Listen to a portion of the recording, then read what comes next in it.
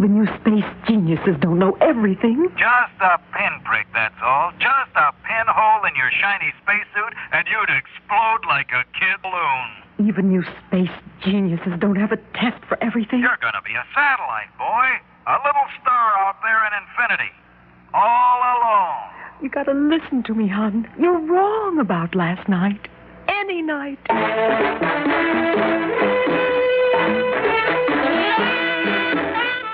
Theater 5 presents Incident at Apogee.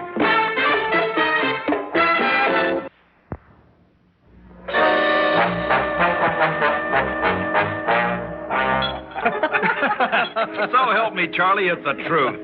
If I hadn't gone that extra orbit, she'd never have married me. Oh, I don't believe a word of it, Charlie. I was all his before he ever crawled into a capsule. Oh, that's news to me. Well, a girl has to have some secrets. Oh, it must have been pretty hairy in the old days. Old days? That 101 orbit flight referred to occurred less than 3 years ago. Oh, I'm sorry, sir. I didn't mean to imply... And let's drop that sir stuff, shall we? When we get up there tomorrow, it'll be just the two of us, Charlie and Pappy, okay? Okay. Pappy? How about another cup of coffee, Charlie? Well, I don't know. Should I, Pappy? Oh, can't hurt you. You won't sleep tonight anyway. None of them do the night before their first flight. Scared, Charlie? Why should I be scared when I got the best man in the space business to pilot me? I bow as low as these creaking old bones will permit. And who could be scared after such a wonderful dinner? Oh, I'll just curtsy. It was awfully kind of you to have me. Well, at least we could do. Man ought to have a good dinner his last night on Earth. Happy. You make it sound so final. Well, could be. With what he's got ahead of him. First man to leave a capsule in base. Oh, I wonder what it will be like floating all alone up there. I'll tell you when I get back. Promise? Promise. Honey, what you need is a wife. To worry about you. And to worry about. How come still a bachelor? No, I don't know. I've been busy with other things. I never gave marriage much thought. Well, it's time you did. There's nothing out there in space quite like a good woman back on Earth. Is there, Pappy? Not that I know of. Uh-oh. The blowtorch, Colonel Sedgwick speaking. This is Control, Colonel. T-minus 730. Time to suit up. Thank you. We're on our way. Time. Well, Here we go again. No. Here we go. like to change places? Just once? You ought to be used to this by now, sweetie. I am. My part, you never get used to. Maybe I better have a car. You take care of yourself, handsome, and come back in one piece. The women of America need you. There aren't enough like you to go around. Yeah. Well, thanks for dinner. Hey, wait for Pappy. Honey, aren't you going to... You know something, Sue? What? That little farewell speech you just made to the kid. What about It's it? the same speech you made to me the night before my first flight. Word for word. Bye, baby.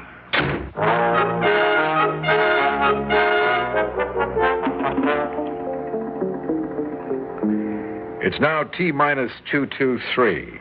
Launch will be at 0400. Poser-grade rockets will put you into orbit at T plus 5 minutes and 30 seconds. You'll then be at your closest point to Earth on this ride, at an altitude of 480 miles. What will our apogee be, our farthest point from Earth? On the order of 30,000 miles. That's on the outer fringe of the Earth's magnetic field. No problem.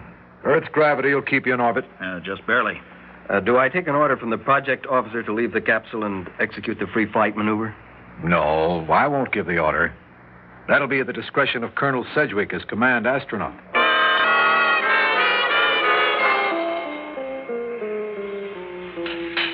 This is the part that always gets me. What's that, Pappy? Waiting. Sweating it out, stuffed into this miserable capsule while they're getting her ready to go. Well, you sure don't show it. Capsule from Control. Capsule Pegasus from Control. Pegasus 4, Colonel Sedgwick. We're ready to connect you with Mrs. Sedgwick, sir. Thank you, but that won't be necessary this time. But, sir... I said goodbye to Mrs. Sedgwick last night. Let me have that phone. Pegasus 4, project officer here. Yeah, Harry? Control read you negative on last transmission. Affirmative. Negative is correct. I didn't want to take the call. Is everything all right, Pappy? Sure. There's still time to scrub the flight. There's nothing wrong. Nothing at all, Harry. Now let's get on with it. I get the jitters up here. Roger. You're now T-minus 15 seconds. Good luck.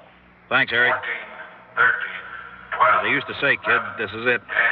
10, Seatbelt fastened. No smoking sign on.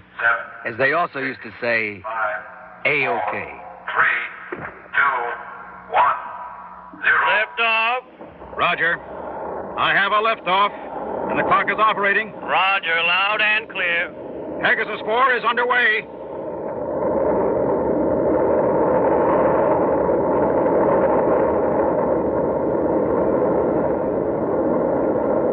Pegasus 4 to Earth Command.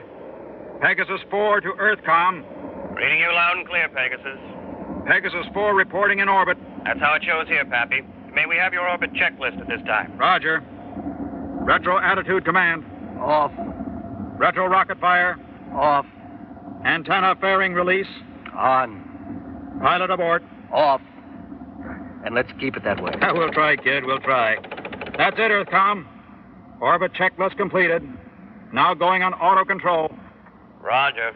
How is it? No quiver at all on yaw, pitch, or roll. Holding very nicely. Pretty good equipment, isn't it? The best. Well, have a nice ride. Why not? Let us know if you need anything. Wouldn't think of doing business with anyone else. Roger. A nice bunch down there, kid. I say we have a grand group on the ground, Charlie. Huh? What's the matter with you? The view. Would you look at that view? Yeah, it's quite a sight. First time out. How do you feel? Great. Just great. The view, it's too much. Hey, look down there underneath. It's that island. Bermuda. Already? Great place for a honeymoon, Bermuda. I'll bet. Yeah. That's where I took Sue after we were married. After I'd broken 100 orbits. When I was the glamour boy of the space program. When I was where you are now. What are you talking about? I never went 100 orbits. I haven't even gone one yet. Yeah, but you're tomorrow's hero. Because you'll be the first man ever to leave a spacecraft and float outside in emptiness. Fellow was right when he said space was young man's business. And already it's splitting into specialties. Well, I can't help that. I just do as I'm told. Yeah, you just keep that up, kid. No room for individual initiative in space. Up here, teamwork counts. You can be the big man when you get back to Earth. Well, what are you driving at, Pappy? What do you think of my wife, Charlie? Sue? Yeah, that's what her friends call her. Well, I hope I'm considered a friend. Oh, I'm sure you are. You didn't answer my question. Well, I don't know her very well. Don't you? But I think she's a marvelous person. And I know she's a marvelous cook. Yeah, she seems to think a lot of you, too. Well, how could she? We only... She could. Look here, Pappy. What are you insinuating? Nothing. Forget it. I'm sorry. I get like this sometimes on a tough mission. You know, depressed. The great Pappy Sedgwick, depressed? Ever hear the phrase, the captain hates the sea? Yeah. Well, that's me, doubled in space. I don't believe it. That's been a well-kept secret. Until now. It still is. And it better be. But look, Pappy, if it's bad, I mean, there's no point in going through the exercise. We could... Abort the mission? Yes, if You'd be the loser. The world would think you chickened out. They'd never guess an old space pro like me had lost his touch or his nerve. Well, I'll take my chances on that rather than see you go through with it. If you Don't have worry, any... I'll fly the mission. I'll get you there. You'll have your big moment. But, Pappy, I really think On this mission, I think. You take orders. That clear? Yes, sir.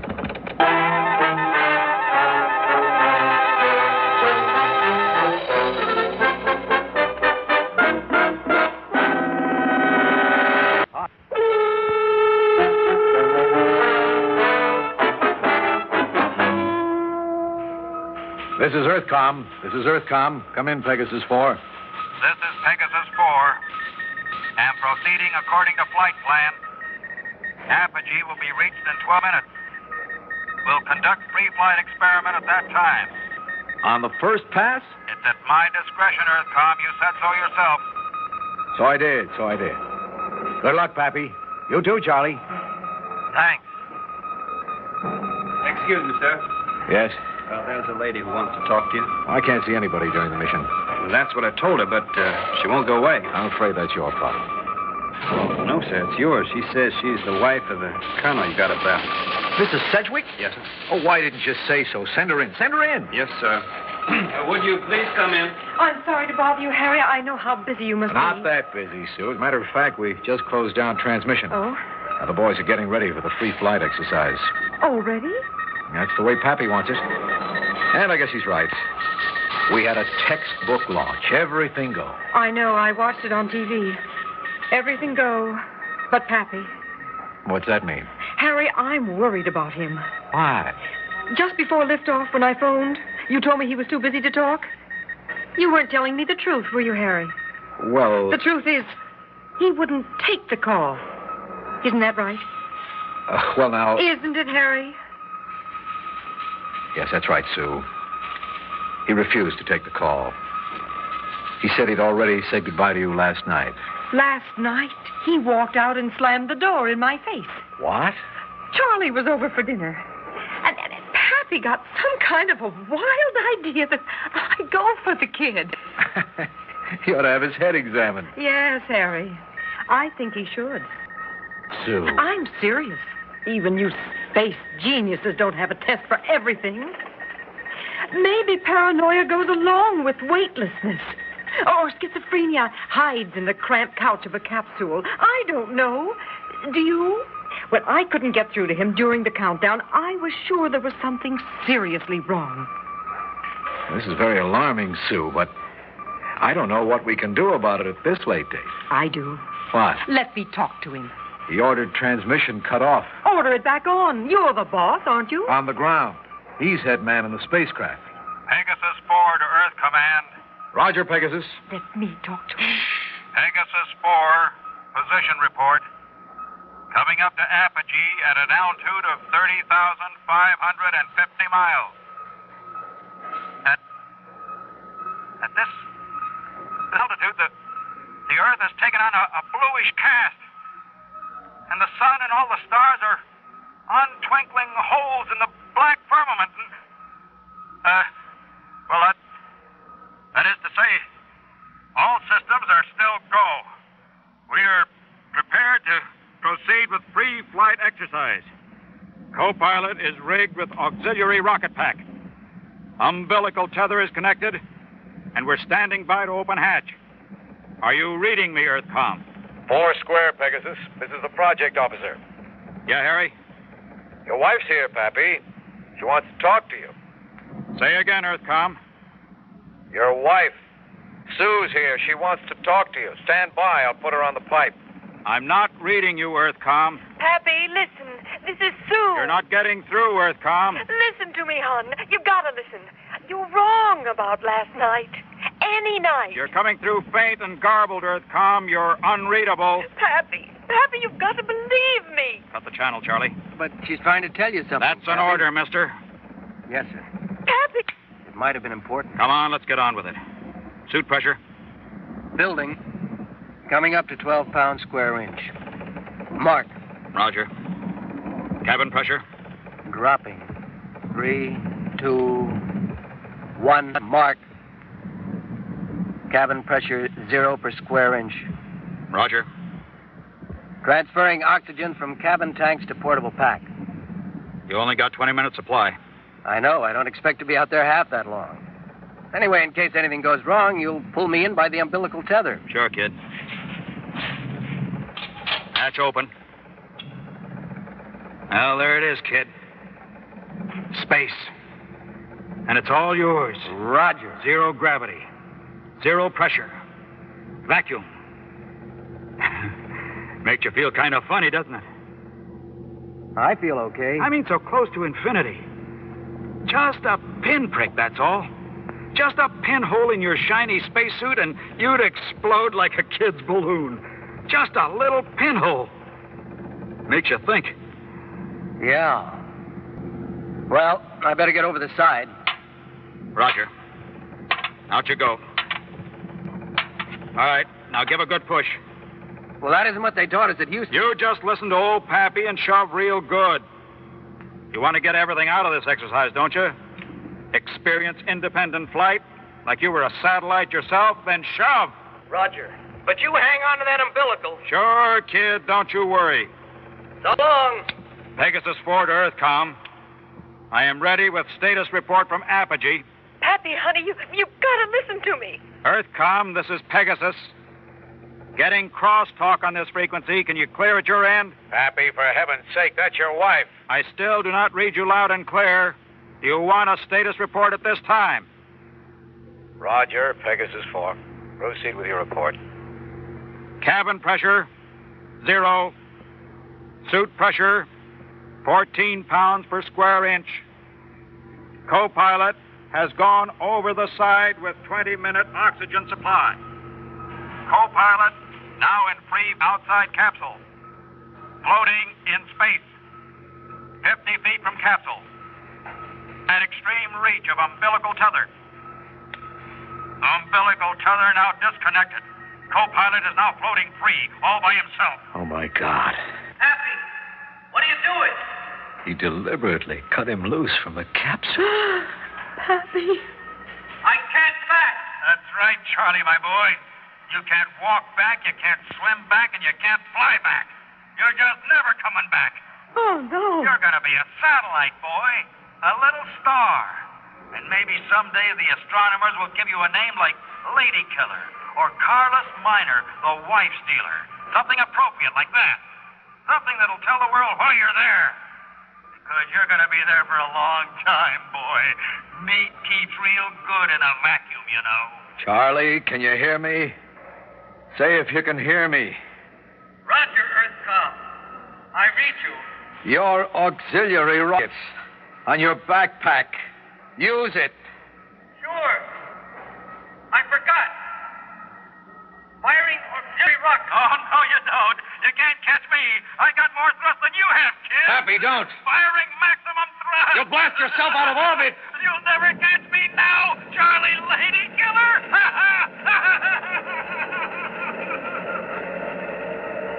What is it, Harry? What's he done?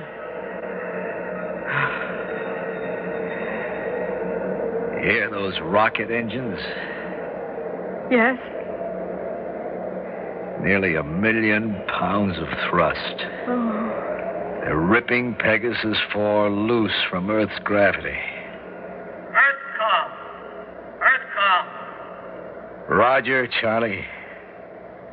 He's gone. Just like that.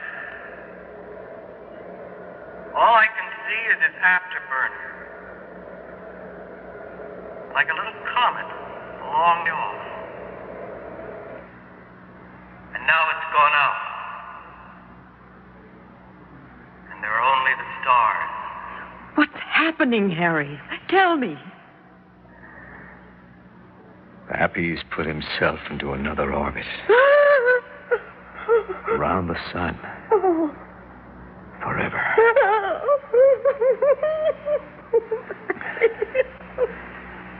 Charlie. I read you, Earthcom. Are you comfortable? Yeah, sure. I feel fine. You know there's nothing we can do for you, Charlie. I know. You have less than 15 minutes of oxygen left. I know, but Yes, Charlie? the view. Do you want to see this view?